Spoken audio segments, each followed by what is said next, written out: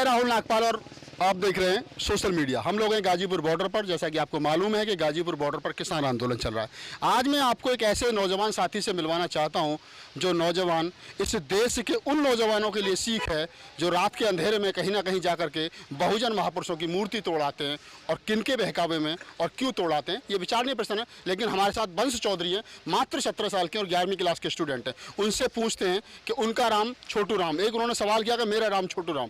वंश, मेरा राम छोटू राम कैसे? जी, मेरा राम छोटू राम इस वजह से है, एक तो उन्होंने किसानों के लिए काम किया और मैं पूर्णतः ब्राह्मणवाद के खिलाफ हूँ। तो जाट होकर के ब्राह्मणवाद के खिलाफ होना, घर वाले कहते नहीं कि कुछ समस्या हो जाएगी? हाँ, समस्या सर, अगर क्रांति लानी है तो सबसे पहले विद्रोह करना पड़ेगा, चाहे घर से क्यों ना हो। खिलाफ तो होते हैं। जब ब्राह्मणवाद से खिलाफ क्यों हो? सांप्रदायिकता, देश में सांप्रदायिकता फैलाने का काम ब्राह्मणवाद नहीं किया है।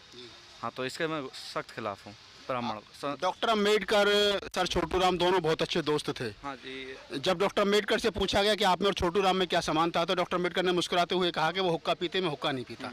जब छोटू राम से पूछा गया कि आप में और अम्बेडकर में क्या समानता है तो डॉक्टर सर छोटू राम ने कहा वो विद्वता में बड़े, मैं उम्र में बड़ा हूँ। इतना प्यार था दोनों में। आज उन दोनों के वंशज एक दूसरे के पीछे लाठी लेकर के घूम रहे हैं। क्योंकि सर जो लोग बाग हैं, जैसे हमारा ही समुदाय है, जैसे अगर हम ये देखना चाहेंगे कि हमें अपना छोटू राम ऊपर रखना, तो कहीं ना कहीं लोग बाग उसका कंपैरिजन दूसरे महापुरुष से करने लगते हैं।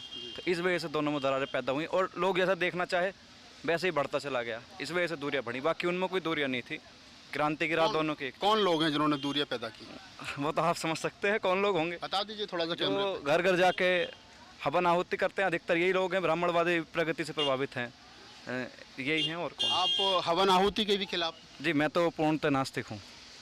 नास्तिक होना ही अपने आप में आस्तिक होना? नहीं, ये गलत बात है।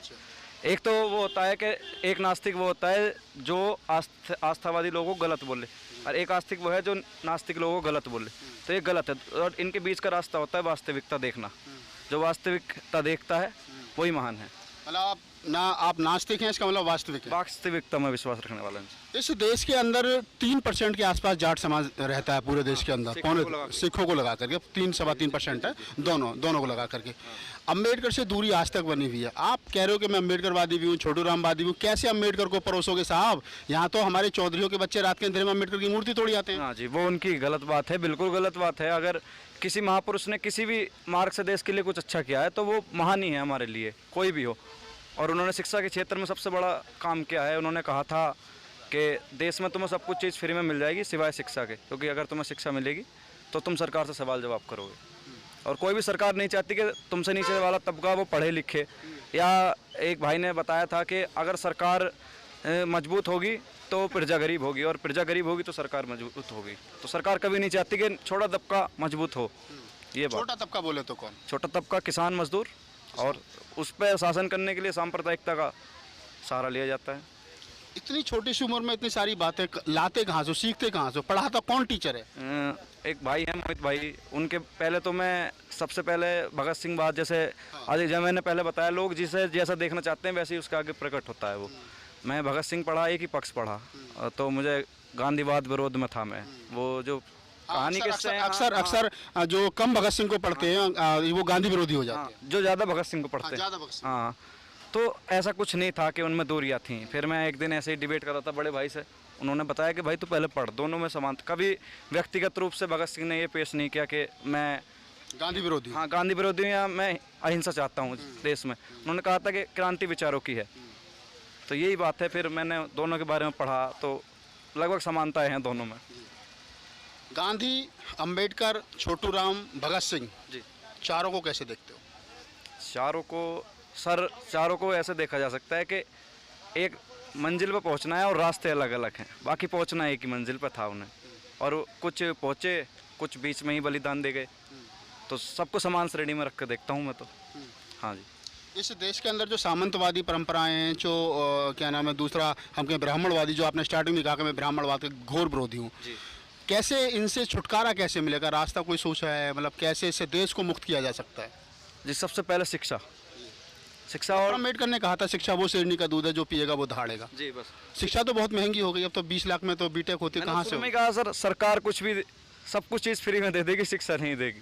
तो यही कमी है। सबसे पहले शिक्षा पर जोर दिया जाए और स्कूली शिक्षा से अलग अपने महापुरुषों को पढ़ें, फिर उनमें आलोचनाएं सभी कुछ करें, विवेचनाएं आलोचनाएं सब करें, जब एक उस पर पहुँचे परिणाम पर तो देश में सुधार आएगा। सांप्रदायिकता पर विश्वास ना करें सर। इस सांप्रदायिक के नाम पर तो सरकार बन रही है। तो मैंने तो कहा ना सर, सांप्रदायिकता पर राजनीति भगत सिंह ने खुद कहा था। अगर लोगों को ये लगेगा कि सांप्रदायिक के रास्ते पर चलकर, जातिवाद के रास्ते पर चल करके सरकार बन सकती है, हम एमपी एमएलए बन सकते हैं, गांधी को गाली दे करके, अम्बेडकर को गाली दे करके, मूर्ति तोड़ करके हम लोग एमपी एमएलए बन सकते हैं, तो लोग तो फॉलो करेंगे ना।